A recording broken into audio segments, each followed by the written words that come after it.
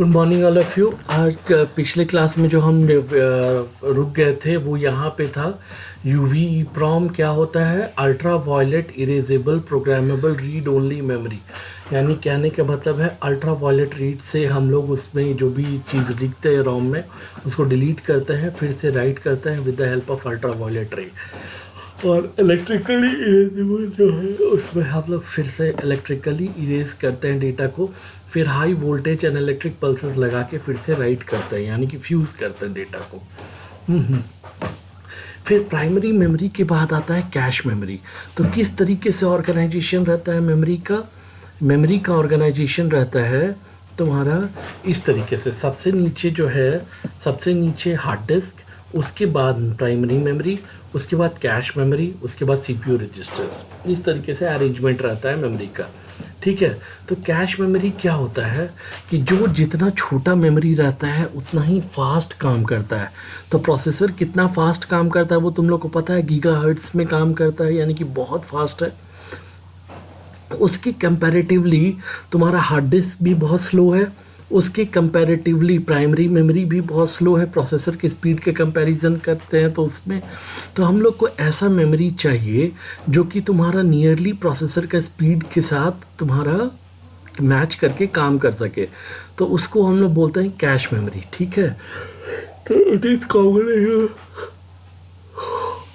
Cash memory.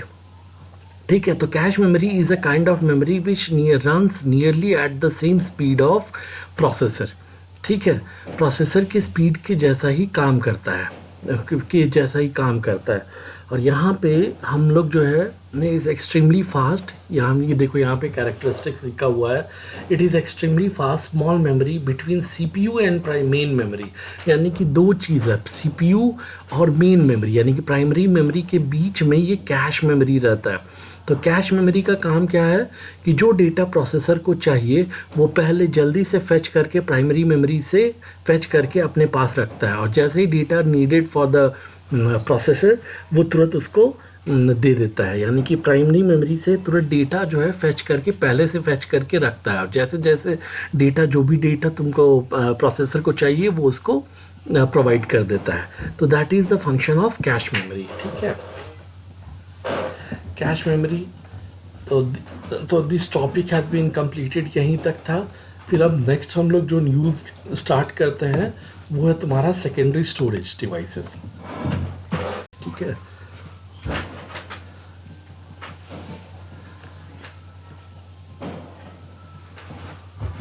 तो secondary storage devices में सबसे पहले लर्निंग ऑब्जेक्टिव ये जो है यहाँ पे आते हैं हम लोग।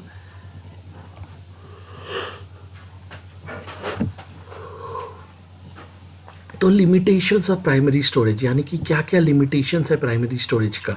तो यानी कि यहाँ पे जो लिमिटेशंस है प्राइमरी मेमोरी का, वो लिमिटेशन ये है कि ये जो है तुम्हारा बहुत स्लो, बहुत कम साइज़ का होता है, यानी कि 2 GB 4 GB इस तरीके से कम साइज़ का होता है as compare to the secondary storage device such as hard disc.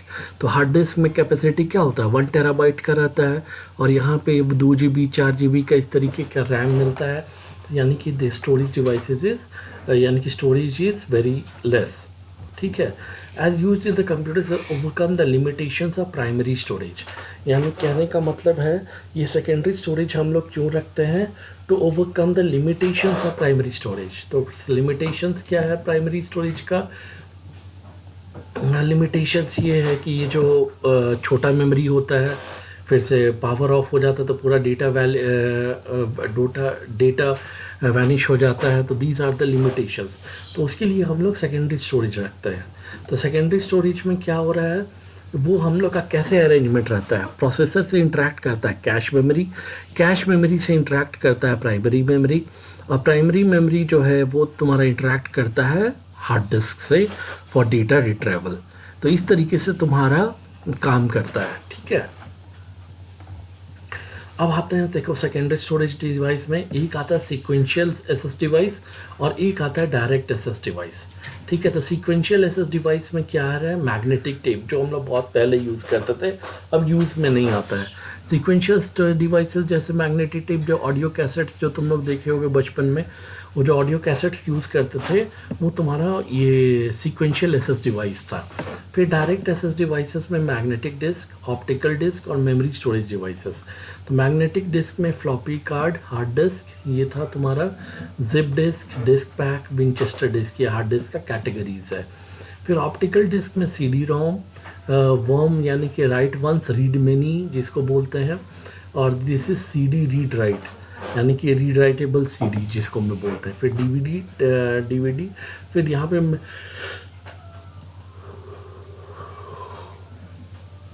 Memory storage devices में फ्लैश ड्राइव आता है, मेमोरी कार्ड होता है और रैम डिस्क, ठीक है। फिर अब आते हैं सीक्वेंशियल एसएस स्टोरेज डिवाइसेस। तो सीक्वेंशियल एसएस में क्या था, यानी कि हम लोग सीक्वेंशियली यानी कि 1 बाय 1 जो है हम लोग गाना या फिर ये टेप को एसएस कर सकते थे। तो that is called the sequential SS devices. तो arrival at a desired storage location may preceded by sequencing through the other location. Data can only be retrieved in the same sequence in which it is stored. ठीक है। Access time varies according to the storage location of the information being accessed, ठीक है। Suitable for sequential processing applications where most of if not all of the another records need to be processed one after another. तो magnetic tape जो है देखो यहाँ पे। फिर direct access device storage devices में आते हैं। तो डायरेक्ट एसएस स्टोरेज डिवाइसेस में devices where any storage location में be selected and accessed at random, यानी कि रैंडमली कहीं भी हम लोग कोई स्टोरेज लोकेशन सेलेक्ट किए, उसमें प्लेस कर दिए, फिर रैंडमली हम लोग सर्च करके निकाल लिए, एसेस कर लिए इन्फॉर्मेशन को। तो that is comes under the direct access storage devices. Permit access to individual information in a more direct and immediate manner, यानी कि एसेस जो हम लोग कर सकते हैं वो इंफॉर्मेशन को ज़्यादा जल्दी और डायरेक्टली एसेस कर सकते हैं। Approximately equal access time is required for the assessing information from any storage location, यानी इक्वल एसेस टाइम, यानी कि तुम्हारा जो जितना टाइम लगता है एसेस करने में इंफॉर्मेशन को, वो कोई सा भी इंफॉर्मेशन को, वो सारे के लिए एप्लीकेबल है, यानी कि सेम एसेस टाइम लगेगा। suitable for direct processing applications such as online ticket booking system, online banking system। तो suitable for ये जो है ऑनलाइन टिकट बुकिंग सिस्टम और ऑनलाइन बैंकिंग सिस्टम, ठीक है। Magnetic, optical and magneto optical disk are typically examples of storage devices, ठीक है।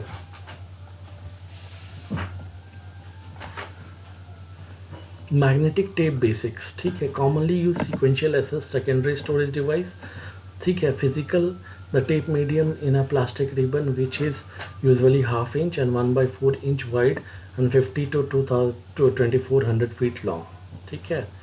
फिर plastic ribbon is coated with the magnetizable recording material such as iron oxide and chromium dioxide, यानी कि जो plastic ribbon जो हम लोग बनाते थे वो जो है मैग्नेटाइजेबल यानी कि मटेरियल यानी आयरन ऑक्साइड और क्रोमियम डाइऑक्साइड से हम लोग कोट करते थे उसमें। Data is recording as the magnetic tiny invisible magnetic and non magnetic spots, कहने का मतलब 1 और 0 जो रिकॉर्ड करते के लिए एक लाइन बना देते थे तो 1 हो जाता था, जो ब्लैंक रहता था स्पेस उसमें यानी कि कुछ भी नहीं लिखते थे वो 0 काउंट होता था। तो टेप रिबन, ये जो है तुम्हारा tape ribbon is stored in the reels of small cartridge और कैसेट्स, ठीक है। तो उसमें था रहता था, देखो यहाँ पे दिया हुआ है ये टेप का लेंथ है, जो कैसेट में जो टेप, ठीक है, उसमें ट्रैक्स बना हुआ है, ये जो है तुम्हारा ये रिकॉर्डिंग है। तो देखो 0 की जगह में ये एक लाइन यहाँ पे बना हुआ है न्यूमेरिक, जिसको हम लोग जोन बोलते हैं, ये जो है 7 पैरिटी बिट बोलते हैं और ये न्यूमेरिक वैल्यू हुआ। तो यहाँ पे जो है न्यूमेरिक वैल्यू, तो यहाँ पे हम लोग जो कोडिंग करते हैं जैसे इसमें BCD कोड में तो 2 बिट रहता है फॉर द जोन और न्यूमेरिक ये जो है ये 4 बिट रहता है। तो जैसे मान लेते हैं BCD कोड में ए का है 1 1 1 0 0 0 1, ये है ASCII कोड। तो इस तरीके से कोड कर देते थे हम लोग ए के लिए, बी के लिए फिर 1 1 1 0 0 1 0, इस तरीके से, ठीक है। तो यहाँ पे दिस इज द अब पैरिटी बिट क्या हो रहा है, मान लेते हैं इसमें जो है 1 2 3 यानी कि ऑड नंबर है तो ये 1 होगा, यहाँ पे 1 2 3 ये ऑड है तो यहाँ 1 होगा। अब यहाँ पे देखो 1 2 3 4 यानी कि 4 है, इवन है तो यह ब्लैंक है, कुछ भी कोडेड नहीं है। तो इस तरीके से हम लोग यहाँ पे कोड कर देते हैं। This is track channel number, this is a frame, corresponding codes and each vertical line represents a binary 1 bit. ठीक है, तो वैसे ही हम लोग यहाँ पे जो है ये जो है मैग्नेटिक टेप 2 एग्जाम्पल, तो यहाँ पे ये जो है हम लोग जो यहाँ पे दिए हैं ये थोड़ा एनलार्ज वर्जन है। ये जो है 8 बिट, ये जो है 8 बिट है, 8 बिट का यहाँ 0 1 से लेकर के 8 बिट कोडिंग है। तो 8 बिट कोडिंग में इस तरीके से अपीयर होगा। ठीक है, यहाँ पे आते हैं मैग्नेटिक टेप स्टोरेज कैपेसिटी। तो यहाँ पे स्टोरेज कैपेसिटी मैग्नेटिक टेप का क्या था, data recording density into length.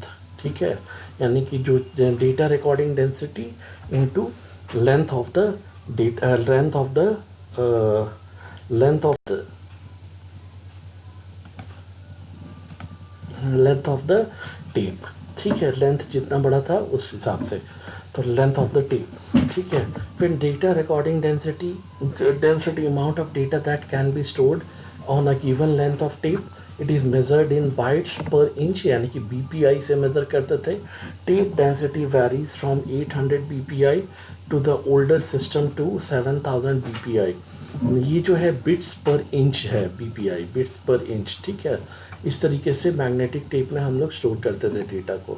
ठीक है, magnetic tape data transfer rate, यानी कि मैग्नेटिक टेप से जो डेटा ट्रांसफ़र हम लोग एक जगह से दूसरी जगह पे करते थे वो कैसा था, refers to character second in the permitted to memory from the tape. Okay, transfer rate measurement unit bytes per second, BPS. ठीक है, value depends on data recording density and the speed by which the tape travel under the read write head. ठीक है, a typical value of data transfer rate is 7.7 MB per second.